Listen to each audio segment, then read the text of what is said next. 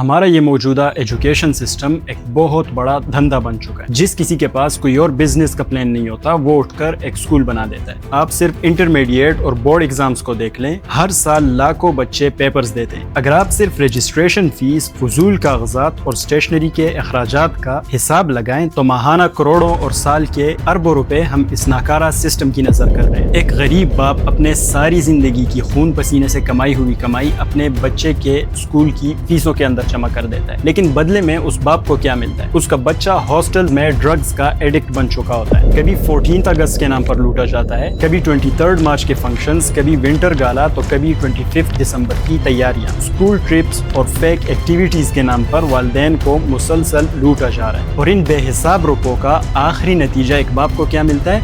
صرف اور صرف ایک بے روزگار بیٹا.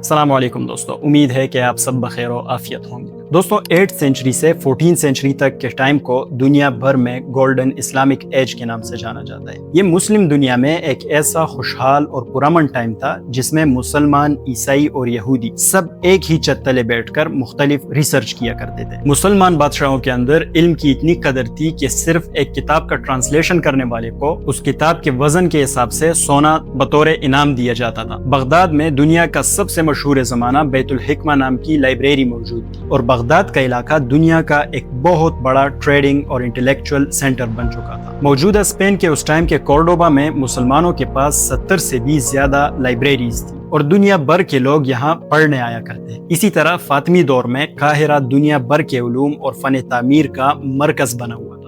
دنیا کو پہلا ڈگری گرانٹنگ یونیورسٹی سسٹم مسلمانوں نے ہی دیا. آج جو دنیا بھر میں ایگزامز ہوتے ہیں اور پڑھائی مکمل ہونے پر ایک اسٹوڈنٹ کو ڈگری دی جاتی ہے, یہ بھی مسلمانوں کی ایجاد تھی. اس دور میں استاد پڑھائی مکمل ہونے پر شاگرد کو اجازہ یعنی لائسنس یا پرمٹ دیتے, جو آج کے دور کی ڈگری ہے. اس کے بغیر کوئی بھی شخص میڈیکل یا لا یا فتویٰ کے اوپر پریکٹس نہیں کر سکتا تھا. ڈاکٹر بننے کے لیے باقاعدہ حکومتی بورڈ کے سامنے ایک سخت ایگزام سسٹم سے گزرنا پڑتا تھا. اسی طرح مسلمانوں نے ہی دنیا کو ماڈرن ہاسپٹلز کا تصور دیا, دنیا کو الجبرا دیا جس کے بغیر آج کمپیوٹر یا سافٹ ویئر چلانا ممکن ہی نہیں تھا. ہماری بدولت دنیا کو آپٹکس ملا. سرجری کے لیے 200 سے بھی زیادہ سرجیکل ٹولز الزہروی نے ایجاد کر کے دیے, جو آج تک سرجیکل دنیا میں استعمال ہو رہے ہیں. ہماری بدولت دنیا کو پیپر میکنگ ٹیکنالوجی ملی, جس سے ہزاروں کی تعداد میں کتابیں چھپنے لگیں اور علم ہر عام انسان تک پہنچنے لگا. دوستوں, جب مسلمان دنیا اپنے اس سب سے زیادہ عروج والے دور میں تھی, ٹھیک اسی دور میں یورپ اپنے سب سے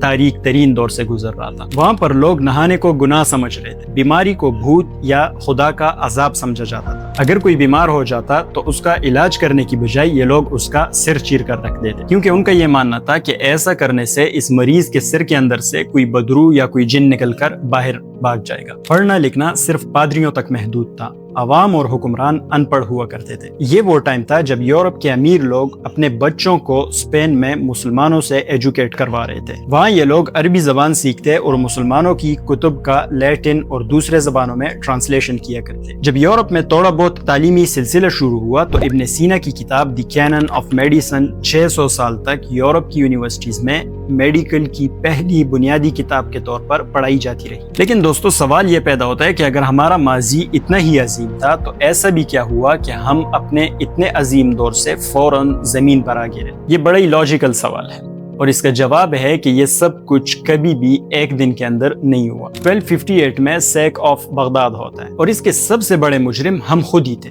خلیفہ المعتصم, جو خلیفہ تھا اس ٹائم میں عباسی خلافت کا, اس کے غدار وزیر نے اسے مشورہ دیا کہ ہمیں اپنی فوج کم کرنی ہوگی کیونکہ خزانہ خالی ہو رہا ہے, اور یہ بنا سوچے سمجھے 1 لاکھ کی فوج کو گھٹا کر صرف 20,000 کر دیتا ہے. اور سپاہیوں کو تنخواہیں نہ ملنے پر وہ سپاہی بغداد کی گلیوں میں بھیک مانگنے لگتے. اوپر سے یہ خلیفہ منگولوں کو دھمکیاں دیتا ہے اور ہر وقت عیاشیوں میں گزارتا ہے۔ نتیجتاً جب منگولوں نے حملہ کیا تو ان نے بغداد میں مسلمانوں کا سارا علمی خزانہ دریائے دجلہ میں بہا دیا اور اس خلیفہ کو قالین میں لپیٹ کر ان نے گھوڑوں کے ٹاپوں تلے رون ڈالا۔ دوستو یہ بات سمجھنا بہت ضروری ہے کہ آپ کے پاس چاہے علم کتنا بھی ہو، جس دن آپ اپنے ڈیفنس پر تھوڑا سے بھی کمپرومائز کرتے ہیں اسی دن دشمنوں نے آپ کو کچل ڈالنا ہے۔ اسی طرح ہماری جو آٹومن امپائر تھی، یہاں جب سلطان بایزید دوم کی حکومت آئی تو اس نے پرنٹنگ پریس پر یہ کہہ کر پابندی لگا دی کہ کل کو اس سے غلط افکار پھیلیں گے۔ پرنٹنگ پریس سے بآسانی ایک کتاب کے کئی سارے ڈپلیکیٹ کاپیز بنائی جا سکتی تھی۔ کئی صدیوں تک یہ سلسلے چلتے رہے، ہم نے اپنے ہی ہاتھوں خود پر وار کیے۔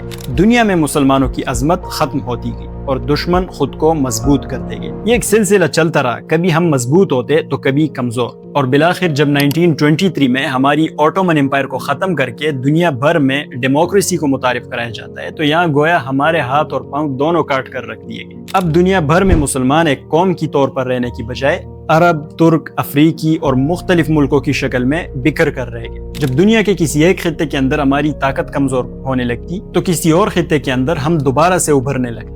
بغداد گرا تو ہمیں عثمانی سلطنت ملی اور یہاں بر صغیر میں دہلی سلطنت اور پھر مغل سلطنت نے اس عظیم علمی اور تعلیمی نظام کو زندہ رکھا۔ ہندوستان میں مسلمانوں کے پاس دنیا کا بہترین سرمایہ، دولت اور علم اب بھی موجود تھا، لیکن تاریخ نے ایک بار پھر خود کو دہرایا۔ 17 اور 18 سینچری کے بعد ہمارے مغل اور دوسرے حکمران بھی وہی عیاشیوں اور آپس کی لڑائیوں میں مبتلا ہو گئے جو کبھی بغداد کے خلیفہ نے کی تھی۔ ڈیفنس اور ٹیکنالوجی پر کمپرومائز کیا گیا اور اس کا سیدھا فائدہ اٹھایا برٹشرز نے۔ یہاں بر صغیر میں 1857 میں ہماری آخری بچی کچی حکومت بھی ختم کر دی جاتی ہے اور انگریز پورا کنٹرول اپنے ہاتھ میں لے لیتے ہیں۔ اب یہاں انگریزوں کے سامنے ایک بہت بڑا مسئلہ تھا۔ حکومت تو انہوں نے چھین لی تھی، لیکن یہاں کے مسلمانوں کے اندر ابھی بھی وہ عظیم علوم، غیرت اور پرانا تعلیمی نظام بچا ہوا تھا جو انہیں دوبارہ کھڑا کر سکتا تھا۔ اس دور میں بھی ہمارا تعلیمی نظام انگریزوں کے تعلیمی نظام سے 1000 گنا بہتر تھا۔ آج ہم مدرسہ سسٹم کو محض ایک مذہبی تعلیمی نظام سمجھتے ہیں، لیکن اس ٹائم میں یہ جو مدرسہ سسٹم تھا اس میں باقاعدہ بچوں کو الجبرا، سائنس، ایسٹرونومی، فلسفی اور میڈیسن پڑھائی جاتی تھی۔ یعنی ایک شخص عالم دین بھی ہوتا اور ساتھ ہی ساتھ اپنے ٹائم کا ایک بہترین میتھمیٹیشین یا سائنٹسٹ بھی ہوتا۔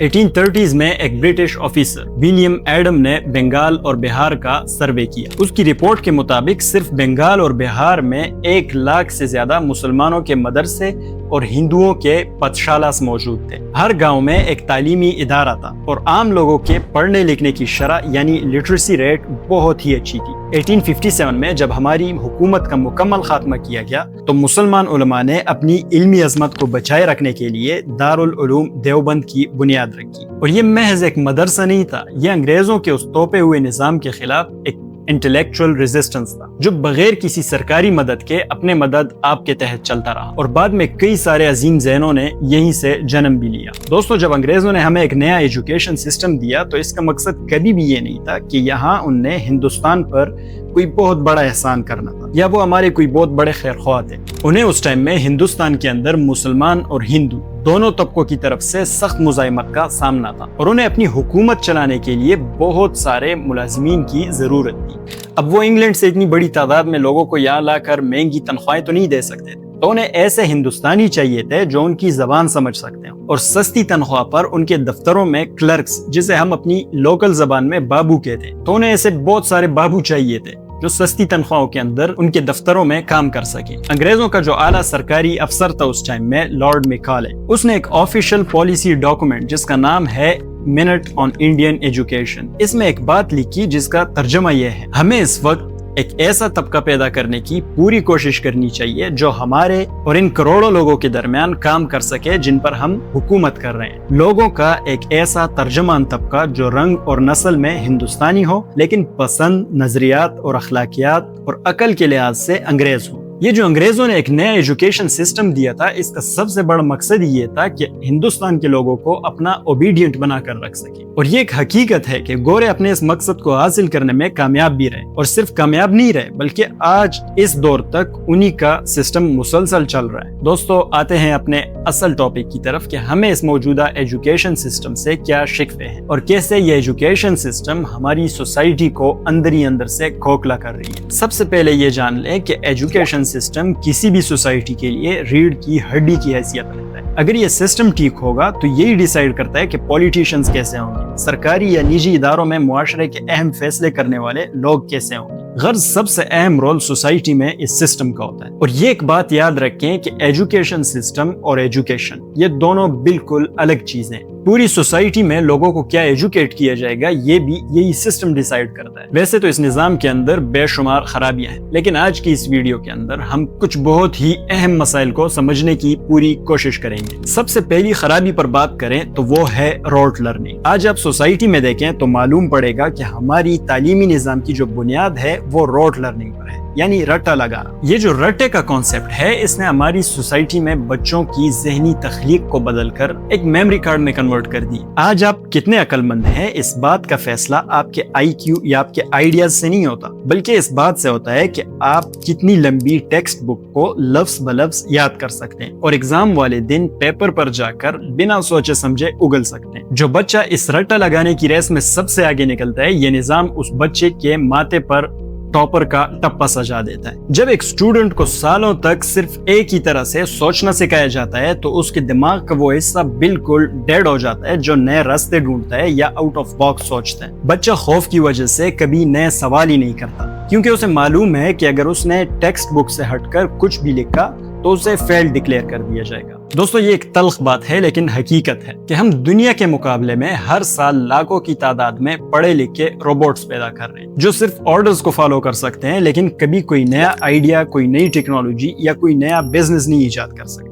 جب تک ہم اس رٹا نظام کا خاتمہ نہیں کریں گے ہماری سوسائٹی کے اندر کوئی بھی چینج نہیں آنا۔ آپ نے دیکھا ہوگا کہ بورڈ میں ٹاپ کرنے والے بچے اکثر پریکٹیکل لائف میں ناکام ہو جاتے ہیں، جبکہ کلاس کا ایک بیک بینچر بڑے بڑے بزنسز چلا رہا ہوتا ہے۔ وجہ کیا ہے؟ دیکھیں، اصل زندگی کے اندر کوئی فکسڈ سلیبس نہیں ہوتا۔ زندگی میں جب کوئی نیا مسئلہ آتا ہے تو وہاں رٹوائے گئے سوالات کبھی کام نہیں آتے۔ پاکستان میں آپ دیکھ لیں، اس ٹائم پاکستان دنیا کے ایک بہت بڑے سنگین لیڈرشپ کرائسس سے گزر رہا ہے۔ کوئی لیڈر پیدا ہو کے ہی نہیں دے رہا۔ پچھلے 40-50 سالوں سے ایک چھوٹے سے خاندان نے پورے ملک کی حکومت کے اوپر اپنا قبضہ جمایا ہوا ہے، اور کوئی ان سے آج تک یہ سوال ہی نہیں کر سکا کہ ان 40-50 سالوں میں آپ نے اس ملک کو سوائے خالی تقریروں کے اور کیا دیے۔ وجہ کیا ہے؟ کوئی لیڈر یا ویژنری انسان بن ہی نہیں سکتا ایک ایسے سسٹم میں جہاں سب کو ایک عجیب سا شریف اور اوبیڈینٹ بنا کر رکھا جاتا۔ رٹا نظام کے بعد اس سسٹم کی دوسری سب سے بڑی خرابی ہے گریڈنگ سسٹم، جسے میں اگر بچوں کو لیبلز اور پرسنٹیج کے اندر تولنے کا ایک خفیہ ٹریپ کہوں تو غلط نہیں ہوگا۔ آج ہمارا تعلیمی نظام ہر بچے کے اندر کے انمول ٹیلنٹ، اس کی خصوصیات اور اس کی یونیک سکلز کو بالکل نظر انداز کر رہا ہے، اور سبھی اسٹوڈنٹس کو ایک ہی ترازو یعنی ABC گریڈ یا پرسنٹیج میں تول رہے ہیں۔ اس کو آپ یوں سمجھے کہ آپ کے پاس ایک بہت ہی زبردست قسم کی کار ہے اور آپ اس سے یہ ایکسپیکٹ کرنے لگ جائیں کہ یہ ایک بڑے سمندر کے اندر تیر کر دکھائے تبھی میں اس کو ایک اچھی گاڑی مانوں۔ لوگوں نے آپ کو احمق ہی کہنا ہے کہ بھائی ایک کار پانی میں نہیں روڈ پر چلنے کے لیے ہوتی ہے۔ ٹھیک یہی چیز ہم اپنے بچوں سے کر رہے ہیں۔ ہم ان کی اصل سکلز، پیشن اور صلاحیتوں کو جانے بنا ہی انہیں ایک ریٹ ریس کے اندر لگا دیتے ہیں کہ بس یہی کیمسٹری یا میتھمیٹکس یا کچھ بھی ہے، یہی بیٹھ کر پڑھتے رہو اور آپ نے دنیا کے اندر کوئی کام نہیں کرو۔ اس کا نقصان یہ ہوتا ہے کہ وہ بچہ اپنی اصل ٹریک سے ہٹ کر ایک آرٹیفیشل روبوٹ بننے کے چکر میں کہیں کا نہیں رہتا، جس سے اس کا کانفیڈنس گرتا ہے اور اسے یہ لگنے لگتا ہے کہ وہ واقعی کسی کام کا نہیں ہے۔ ممکن ہے کہ آپ کے بچے کے اندر کوئی ایسی زبردست صلاحیتیں تھیں جو ان موجودہ سبجیکٹس کے نسبت بہت اچھی تھی، لیکن آپ نے خود اپنے ہاتھوں سے انہیں دبا کر رکھا ہوا ہے۔ دوستو اس نظام کی تیسری بڑی خرابی ہے مارکیٹ مس میچ۔ ہمیں یہ لگتا ہے کہ 16 سال اور لاکھوں روپے کی فیسیں برباد کرنے کے بعد ہاتھ میں جو ڈگری آئی ہے یہ کامیابی کی چابی ہے، لیکن حقیقت میں وہ صرف اور صرف کاغذ کا ایک ٹکڑا ہوتا ہے۔ آج دنیا بھر میں اور خصوصاً ہمارے ہاں بے روزگاری کی ایک بہت بڑی وجہ یہ بھی ہے کہ اس 16 سال کے لمبے نظام میں ایک اسٹوڈنٹ کو فائنینشیل ایجوکیشن اور پریکٹیکل مارکیٹ سکلز بالکل نہ کے برابر سکھائی جاتی ہیں۔ دنیا میں تعلیم کی سینکڑوں اقسام ہیں، لیکن ہمارے ہاں وہی پرانے کیمیکلز پڑھائے جا رہے ہیں جو 16 سال بعد بھی ذہن میں نہیں بیٹھتے۔ اسٹوڈنٹس کو 16 سال تک صدیوں پرانی تھیوریز پڑھا کر اندھا کر دیا جاتا ہے، لیکن اسے یہ نہیں سکھایا جاتا کہ حقیقی دنیا میں بزنس کیسے ہوتا ہے یا مارکیٹ کی ضرورت کیا ہے۔ ہمارے ہاں اکثر پیرنٹس شروع سے ہی یہ سستی سوچ لے کر بیٹھ جاتے ہیں کہ بچہ اسکول صرف اس لیے جائے، 16 سال اس لیے ضائع کرے تاکہ آخر میں اسے ایک اچھی جاب مل سکے اور وہ ڈھیر سارا پیسہ بنا سکے۔ میرا ان پیرنٹس سے بہت ہی منطقی اور سیدھا سا سوال ہے کہ اگر آپ کا آخری مقصد صرف پیسہ بنانا اور گھر چلانا ہی تھا تو آپ نے اپنے بچے کے وہ 16 سال جس میں وہ بہت ساری چیزیں سیکھ سکتا تھا وہ کیوں برباد کی؟ اگر پیسہ ہی مقصد تھا تو اس 16 سال کے لمبے عرصے کے اندر اسے کوئی پریکٹیکل سکل کیوں نہیں سکھائی؟ دوستوں، بات صرف یہاں تک محدود نہیں ہے۔ اگر ہم غور کریں تو اس نظام کے پاس کسی بھی ایمرجنسی یا انسانی مجبوری کا کوئی بیک اپ پلان نہیں ہے۔ ایک اسٹوڈنٹ کی سال بھر کی پڑھائی پر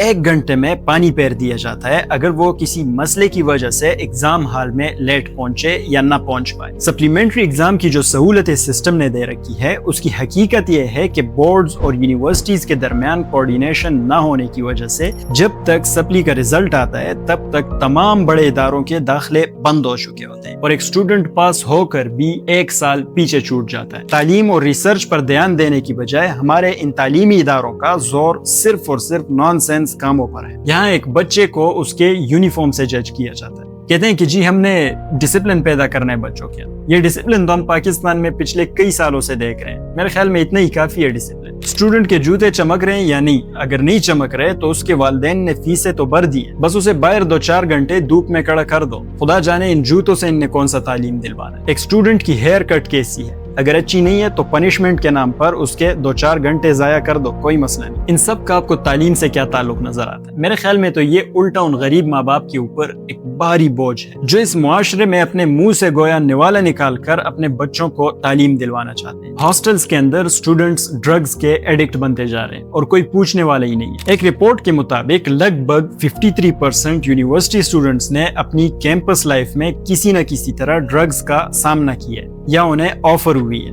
تقریباً تمام رپورٹس اس بات پر ایگری کرتے ہیں کہ ہاسٹلز میں رہنے والے اسٹوڈنٹس گھر سے آنے والے اسٹوڈنٹس کی نسبت زیادہ ڈرگز کا شکار ہو رہے ہیں۔ اسی طرح ایک ریسرچ کے مطابق ہاسٹلز میں رہنے والے لگ بھگ 77% طلباء نے یہ مانا کہ ہاسٹلز کا ماحول انہیں اس طرف مائل کرتا ہے۔ دوستوں، اس نظام کا ایک اور انتہائی افسوسناک پہلو یہ بھی ہے کہ یہاں ہمارے بڑے بڑے اداروں نے اپنی پرائیورٹیز ہی بدل لی ہیں۔ لوگ سمجھتے ہیں کہ یہاں ماڈرن ایجوکیشن اور تحقیق پر کام ہو رہا ہے، لیکن حقیقت میں ایسا کچھ نہیں ہے۔ علم اور سکلز کو سیکھنے کی بجائے پورا focus dance parties, musical concerts اور چمک دمک پر چلا گیا۔ پڑھائی اور کریٹیکل تھنکنگ کے نام پر لاکھوں روپے کی فیسیں لی جاتی ہیں، لیکن کیمپس کا زیادہ تر ماحول صرف اور صرف انٹرٹینمنٹ اور دکھاوے میں گزر رہا ہے۔ 14 اگست، 23 مارچ یا کوئی بھی ایسا موقع آئے تو آپ خود ان اداروں کے اندر جا کر دیکھ سکتے ہیں کہ کتنی امورل چیزیں کرائی جا رہی ہیں۔ اچھا، یہاں پر میں یہ کلیئر کر دوں کہ ہم کبھی بھی اپنے سارے تعلیمی اداروں یا سبھی اسٹوڈنٹس کا ذکر نہیں کر رہے یہاں پر۔ آج بھی ہمارے ہاں کچھ ایسے بہترین ادارے اور علمی ذہن موجود ہیں جو دن رات واقعی اصلی تحقیق اور علم کے لیے محنت کر رہے ہیں۔ ہم یہاں پر سوسائٹی کی میجورٹی اور اس عام ٹرینڈ کی بات کر رہے ہیں جو پورے سسٹم پر حاوی ہو چکی ہے۔ دوستوں، یہاں پر ایک بہت اہم سوال بنتا ہے کہ آخر اس ساری تباہی کے ذمہ دار ہیں کون؟ بے شک ہمارے اعلیٰ حکومتی ادارے تو اس کے قصوروار ہیں ہی، لیکن اگر ہم تھوڑا سا اور گہرائی میں جا کر دیکھیں تو اس کے قصوروار صرف اور صرف 2 ہی طبقے، پیرنٹس اور ٹیچرز۔ آپ کو یہ بات خوب سمجھنی ہوگی کہ ہماری سوسائٹی میں ایک بہت بڑی اکثریت ان پیرنٹس کی ہے جو خود ہی اویئر نہیں ہے۔ انہوں نے صرف یہ سمجھ لیا ہے کہ ان نے بس ہر مہینے بھاری فیسیں بھر دینی ہے، بچے کو ایک مہنگے اسکول میں داخل کروا دینا ہے اور بس ان کی ذمہ داری پوری ہو گئی۔ لیکن یہ جو دوسرا طبقہ ہے ٹیچرز کا، یہ سب سے زیادہ قصوروار ہے، کیونکہ یہ خود اسی سسٹم کا حصہ رہتے ہیں۔ انہیں معلوم بھی ہے کہ آگے فیوچر ان بچوں کا کوئی نہیں ہونا، لیکن یہ لوگ یہ جانتے ہوئے بھی اپنی نوکری کی خاطر کئی سالوں تک بچوں کو اسی ماحول میں یہ بتائے بغیر پڑھا رہے ہوتے ہیں کہ آگے جا کر ان کی کیا حالت بننے والی ہے۔ جیسے ہم پہلے ذکر کر چکے کہ اس سسٹم سے ڈگریز اور رٹے کے سوا کچھ بھی حاصل نہیں ہو رہا۔ تو جب ہمارے گریجویٹس پڑھ کر نکلتے ہیں اور انہیں پریکٹیکل سوسائٹی ایکسپٹ نہیں کرتی کیونکہ ان کے پاس کوئی ریئل ورلڈ سکلز نہیں ہوتے، تو ان کے پاس اور کوئی راستہ نہیں بچتا۔ وہ مایوس ہو کر واپس اسی سسٹم کی طرف آتے ہیں۔ اور اس کے تھوڑے سے اوپر والے درجے میں گھس جاتے ہیں اور خود ہی ٹیچرز بن جاتے ہیں۔ اب ہوتا کیا ہے، ایک ایسا گریجویٹ جسے خود مارکیٹ کا کوئی ایکسپیرینس نہیں ہے، وہ کلاس روم میں آ کر اپنے جیسے 15-20 مزید نئے چھوٹے روبوٹس تیار کر دیتا ہے۔ پھر جب وہ 15-20 روبوٹس مارکیٹ میں نکلتے ہیں اور ان میں سے بھی اکثریت سوسائٹی میں جب ناکام ہوتی ہے تو وہ آ کر مختلف سکولز کے اندر کچھ اور روبوٹس تیار کر دیتے ہیں، کیونکہ اسی سے ان کی روزی روٹی چل رہی ہے۔ گویا یہ سسٹم روبوٹس پیدا کرنے کا ایک اینڈلیس لوپ بن چکا ہے جو کئی سالوں سے چلتے ہی جا رہا ہے۔ دوستو، یہ نظام ہمیں لارڈ میکالے نے دیا تھا ورکرز پیدا کرنے کے لیے۔ آج میکالے کو دنیا سے گئے ہوئے 167 برس ہو چکے ہیں۔ اب ہم ورکرز نہیں، روبوٹس پیدا کرنے لگے۔ میکالے کو آج کیا معلوم کہ جو ناکارہ نظام وہ سب کانٹیننٹ کے لوگوں کو دے کر گیا تھا، آج تک یہاں کے لوگوں نے اسے بدلنے کی زحمت ہی نہیں کی۔ اچھا، یہیں پر میں ایک اور اہم بات کلیئر کر دوں کہ جب ہم ٹیچرز کا ذکر کر رہے ہیں تو ہماری مراد کبھی بھی تمام اساتذہ نہیں ہے، بلکہ وہ مخصوص لوگ ہیں جو مجبوری میں اس فیلڈ کے اندر آتے ہیں اور دوسروں کے فیوچر سے کھیلتے ہیں۔ ہمارے ہاں آج بھی ایسے عظیم علماء اور اسکول کالجز کے اساتذہ موجود ہیں جو اپنی جان مار کر ہماری نسلوں کی تربیت کر رہے ہیں۔ اس لیے ہمیں ہر حال میں اپنے ٹیچرز کے ساتھ اپنا رویہ انتہائی اچھا اور احترام والا رکھنا چاہیے، کیونکہ یہی ہمارے دین کی تعلیمات ہیں، یہی ہماری عظیم تاریخ ہے اور یہی ہمارے معاشرتی اقدار ہیں۔ تو بزدل بن کر بیک بینچ پر نہ بیٹھیں، اپنے ٹیچرز سے یہ کویسچن ضرور کریں ایک اچھے احترام کے ساتھ کہ سر 16 سال بعد جا کر ہمیں اس سسٹم سے کیا ملنے والا ہے۔ اور میں گارنٹی کر رہا ہوں کہ اکثر ٹیچرز کا جواب یہ ہوگا وہی پرانی تھیوریز کہ دیکھیں اصل میں ایجوکیشن جو ہوتا ہے یہ انسان کو ایک بہت اچھا انسان بنانے کے لیے ہوتا ہے وغیرہ وغیرہ۔ اب دوستوں، سوال یہ ہے کہ کیا کوئی ایسا سولوشن موجود ہے جو ہمیں اس دلدل سے باہر نکال سکے؟ تو اس کا جواب ہے کہ ہاں، بالکل اس کا سولوشن موجود ہے۔ سولوشن پر بات کرتے ہیں، لیکن اس سے پہلے یہ جان لے کہ یہاں سب سے امپورٹنٹ رول پلے کرنے والے 3 ہی کیریکٹرز ہیں جو اگر واقعی چاہیں تو ایک بہت بڑا چینج لا سکتے ہیں اس پورے سسٹم کے اندر۔ دیکھیں، اگر ایک سسٹم خراب ہے تو اس کا یہ مطلب نہیں کہ ہم اس سسٹم کو ایکویٹ کر دیں، بلکہ جو چیز ہمیں کرنی چاہیے وہ یہ ہونی چاہیے کہ ہم اس سسٹم کی تمام برائیوں کو اچھائیوں سے ریپلیس کرنے کی پوری کوشش کریں۔ نمبر 1 سولوشن ہے اسٹوڈنٹس خود۔ دیکھیں، اگر اسٹوڈنٹس خود یہ ڈیسائیڈ کر دیں کہ اس سسٹم کو چینج کرنا ہے تو آسانی سے ایک بہت بڑا چینج آ سکتا ہے۔ سسٹم کے خراب ہونے کا مطلب یہ نہیں ہے کہ تعلیم ہی چھوڑ۔ اسی سسٹم میں رہتے ہوئے بھی اگر ایک اسٹوڈنٹ صرف 1 سے 2 گھنٹے گھر پر خود کو دے تو وہ آسانی سے ایک زبردست مقابلہ کر سکتا ہے اس نظام کا۔ اسٹوڈنٹس کو سیلف ایجوکیشن کا راستہ اپنانا ہوگا۔ روزانہ 1 سے 2 گھنٹے انٹرنیٹ پر ماڈرن سکل سیکھیں، پھر چاہے وہ کوڈنگ ہو، سیلز کی سکل ہو یا کچھ بھی، بس ایک اچھی سکل ہو۔ گریڈز کے پیچھے بھاگنے کی بجائے اپنی کیپیبلٹی اور پریکٹیکل سکلز کو بڑھانا ہوگا۔ یہ آپ کو آگے جا کر بہت کام آنے والا ہے۔ آج آپ کا ٹیچر آپ کی جیب میں پڑا ہوا ہے، آپ کو بس گھنٹوں کی اسکرولنگ کی بجائے اسے ایک مثبت طریقے سے استعمال کرنا ہوگا۔ جب ہزاروں کی تعداد میں اسٹوڈنٹس مل کر ڈگریز کے پیچھے بھاگنا چھوڑ دیں گے اور خود کو سکل سے جوڑیں گے تو مارکیٹ میں ڈگریز کی ویلیو خود ہی ختم ہونے لگے گی۔ جب کمپنیاں سکولز اور کالجز کے ٹاپر روبوٹس کی بجائے سکلڈ سٹوڈنٹس کو رکھنا شروع کریں گی تو اس نظام کو مجبوراً اپنا پرانا رٹا کریکولم بدل کر ماڈرن سکلز کو شامل کرنا پڑے گا۔ آپ کا ایک انفرادی قدم اس پورے سسٹم کے لیے ایک بہت بڑا جھٹکا بنے گا۔ اس لیے یہ سٹوڈنٹس کی ذمہ داری ہے کہ وہ خود بھی ان مسائل کو سمجھے اور اپنے جتنے بھی کلاس میٹس یا فرینڈز ہیں ان سب کے اندر اویئرنیس پھیلائیں۔ اس نظام کو بدلنے میں دوسرا کردار ہے پیرنٹس کا۔ والدین کو یہ سستی سوچ ہمیشہ کے لیے ختم کرنی ہوگی کہ ایک بچہ صرف اور صرف اچھی جگہ نوکری پانے کے لیے اپنی زندگی کے 16 سال اس نظام کے اوپر ضائع کرے۔ اپنے بچوں پر زبردستی ڈاکٹر یا انجینئر بننے کا اندھا پریشر ڈالنا بند کرنا ہو۔ ان کے ریزلٹ پر لکھے ہوئے نمبرز کو ان کی اوقات بنانا بند کرنا ہو۔ بچوں کو صرف اسکول کے رٹے کے رحم و کرم پر چھوڑنے کی بجائے گھر میں ایک کویسچن فرینڈلی انوائرمنٹ بنانا ہوگا تاکہ ان کے اندر کا سائنٹسٹ زندہ رہ سکے۔ انہیں بچپن سے ہی اپنے بزنس یا کوئی بھی جو آپ کی آمدن کا ذریعہ ہے اس کی ساری گیمز پریکٹیکلی انہیں وہاں لے جا کر دکھانی ہو تاکہ جب وہ اپنی پڑھائی کی ایج میں آئے تو اسے فائنینشلی خود کو مضبوط کرنے کے لیے کئی سارے راستے معلوم ہوں۔ وہ پڑھائی کو کمائی سمجھ کر پریشر میں نہ آئے۔ جب معاشرے کے اکثر پیرنٹس مل کر سکولز کے اساتذہ سے بچوں کی گریڈز پوچھنے کی بجائے ان کے ٹیلنٹ اور سکلز کے بارے میں سوال پوچھنا شروع کر دیں گے تو ان سکولز کو خود ہی اپنا دھندا بند کرنا پڑے گا۔ جب والدین صرف سستی رونقوں اور اے گریڈ کے نام پر بھاری فیسیں دینا بند کر دیں گے تو ان سرکاری اور پرائیویٹ اداروں کو مجبوراً اپنا ایجوکیشن سٹینڈرڈ دنیا کے مقابلے کے مطابق بدلنا پڑے گا۔ تو اس لیے پیرنٹس کی ایک چھوٹی سی ڈیمانڈ اس پورے سسٹم کے لیے ایک بہت بڑا چینج بن سکتا ہے۔ دوستو نمبر 3 پر سب سے زیادہ امپورٹنٹ رول ہے ٹیچرز کا۔ ٹیچرز کو جیسے ہم پہلے ذکر کر چکے کہ ٹیچرز اس سسٹم کی تباہی کے سب سے بڑے ذمہ دار ہیں، لیکن یہی ٹیچرز ایک بہت بڑا سولوشن بھی ہے اگر یہ واقعی مخلص بن جائے۔ دیکھیں سلیبس کور کرنا ایک ٹیچر کی سرکاری نوکری یا ذمہ داری ہو سکتی، لیکن اسٹوڈنٹ کو ایک اچھا انسان بنانا ایک ٹیچر کی سب سے بڑی اخلاقی ذمہ داری ہے۔ بچوں کو لفظوں کا غلام اور میموری کارڈ بنانے کی بجائے ان کے اندر کریٹیکل تھنکنگ پیدا کرنی ہو۔ جو بچہ کلاس میں عجیب یا مشکل سوال پوچھے اسے چپ کرنے کی بجائے یا پنش کرنے کی بجائے اپریشیٹ کرنا ہوگا، کیونکہ یہ ان کے سیکھنے کا ٹائم ہے۔ انہیں سکھانا ہوگا کہ زندگی کا کوئی فکسڈ سلیبس نہیں ہوتا، انہیں گریڈز کے لیے نہیں بلکہ علم کی دنیا کو لیڈ کرنے کے لیے تیار کرنا ہوگا۔ جس دن ایک ٹیچر روبوٹس پیدا کرنا بند کر دے گا اسی دن میکالے کا بنایا ہوا یہ لوپ خود بخود ٹوٹ جائے گا، اور اسی دن ہم ایک بار پھر اپنی شاندار ماضی کی طرح دنیا کو لیڈ کرنے والے عظیم لوگ بننے لگے۔ کیونکہ دیکھیں دنیا میں ٹیچرز کا ایک بہت بڑا مقام ہوتا ہے، یہی وہ لوگ ہیں جن کی وجہ سے معاشرے کا ایک عام انسان پورے ملک کا حاکم بنتا ہے، یا قاضی بن کر سوسائٹی میں انصاف یا ناانصافی کرنی ہے یہ بھی یہی شاگرد ڈیسائیڈ کرتا ہے جو ایک ٹیچر کے ہاتھوں سے اس مقام تک پہنچا ہوتا ہے۔ غور کریں تو ہر وقت سرکاری دفاتر اور مینجمنٹ کے ساتھ مل کر یہی ٹیچرز پوری پلاننگ کر رہے ہوتے ہیں کہ ٹیسٹ کیسا ہوگا، سلیبس کیا ہوگا اور بچوں کو کیسے ایویلیویٹ کیا جائے گا۔ گویا اس نظام کے پیچھے